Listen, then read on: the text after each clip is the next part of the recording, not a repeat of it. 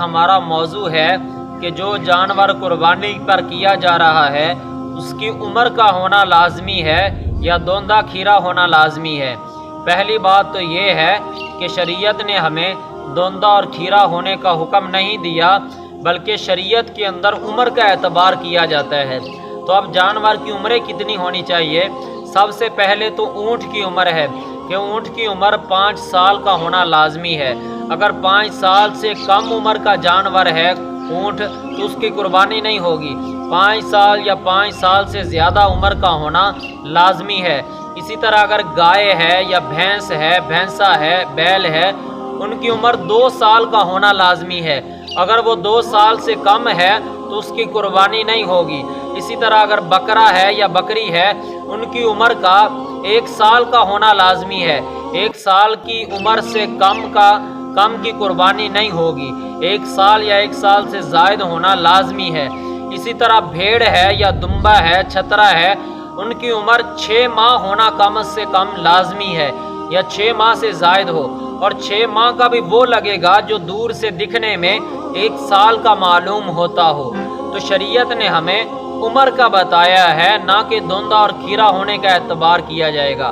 اب رہی بات کہ بعض لوگ منڈیوں سے جانور خرید رہے ہیں، اب انہیں کیسے پتہ چلے کہ یہ ان کی عمریں پوری ہیں یا کم ہیں؟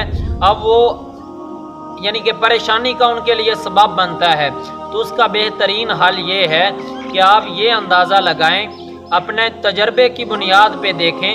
اگر آپ کا تجربہ اور آپ کا پریکٹیکل یہ کہتا ہے کہ واقعی اس کی عمر پوری لگ رہی ہے، پھر تو آپ خرید لیں، وگرنہ نہ خریدیں۔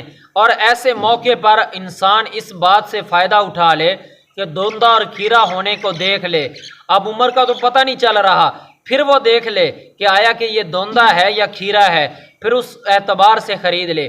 اسی طرح ایک بہت ہی اہم بات ان لوگوں کے لیے ہے جو جھوٹ بول کر اپنا جانور بیچ دیتے ہیں، یا جانور کی عمر کم ہوتی ہے اور جھوٹی قسمیں اٹھا کر اپنا جانور بیچتے ہیں تاکہ ہمارا جانور فروخت ہو جائے۔ اس کے بعد وہ اپنا جانور فروخت کرتے ہیں۔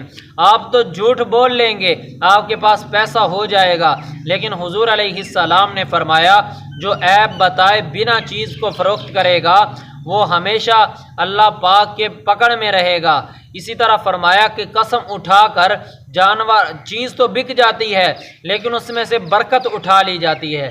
اس لیے آپ کا جانور بکے یا نہ بکے، آپ سچ کے پہلو کو آگے رکھیں، سچ کو پیش نظر رکھیں۔ جب سچ بولیں گے تو انشاءاللہ ایک وقت آئے گا اللہ پاک آپ کو تھوڑے میں زیادہ یعنی کہ ضرورتیں پوری کر دے گا۔